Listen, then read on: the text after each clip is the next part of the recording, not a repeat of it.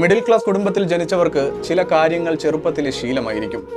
ഒരു കാര്യം ചോദിക്കാൻ പോലും 2 തവണ ആലോചിക്കും. അച്ഛാ ഇതൊന്ന് വാങ്ങി തരാമോ എന്ന് ചോദിച്ച ശേഷം അച്ഛന്റെ മുഖത്തേക്കൊന്ന് നോക്കും. അവരുടെ കയ്യിൽ പണമുണ്ടോ എന്ന് നമ്മൾ ചോദിക്കാറില്ല.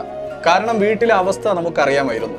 ഒരു പുതിയ ഡ്രസ്സ് വേണമെങ്കിൽ ഇപ്പോഴുള്ളത് മതിയല്ലേ, അല്ലെങ്കിൽ ഒരു പുതിയ മൊബൈൽ വേണമെങ്കിൽ ഇത് പിന്നെയും ഉപയോഗിക്കാമല്ലോ, അല്ലെങ്കിൽ പുറത്തുനിന്ന് ഭക്ഷണം കഴിക്കാമെന്ന് തോന്നിയാൽ വീട്ടിൽ തന്നെ ഉണ്ടാക്കിയാലോ എന്ന് നമ്മൾ തന്നെ പറഞ്ഞേക്കാം. ആ പ്രായത്തിൽ അതൊരു സാക്രിഫൈസ് ആണെന്ന് പോലും നമ്മളിൽ പലർക്കും അറിയില്ലായിരുന്നു. അന്ന് നമ്മുടെ അച്ഛനമ്മമാർക്ക് നമ്മളെക്കാൾ മുമ്പ് നമ്മുടെ ആവശ്യങ്ങൾ അറിയാമായിരുന്നു. പലപ്പോഴും നമ്മൾ കാണാതെ പോയത് അവരുടെ ചെറിയ ചെറിയ വിട്ടുവീഴ്ചകളായിരുന്നു.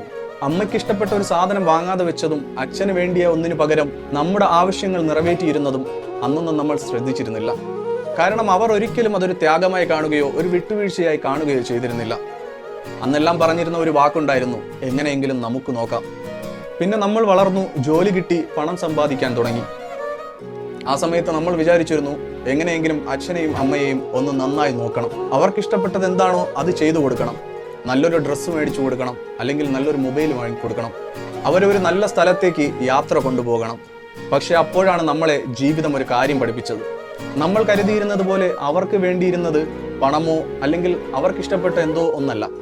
അവർക്ക് വേണ്ടിയിരുന്നത് നമ്മുടെ ആ പഴയ സമയമാണ്.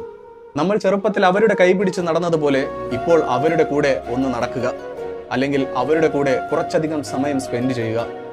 അതുകൊണ്ടൊക്കെ തന്നെയാണ് നമ്മൾ പറയാറുള്ളത്, മിഡിൽ ക്ലാസ് ഫാമിലീസിന്റെ ഏറ്റവും വലിയ സമ്പത്ത് അവരുടെ ബാങ്ക് ബാലൻസിലല്ല, നമ്മൾക്കായി അവർ മാറ്റിവെച്ച ജീവിതവും അവർക്കായി നമ്മൾ മാറ്റിവെക്കുന്ന ചെറിയ ചില സമയങ്ങളുമാണ്.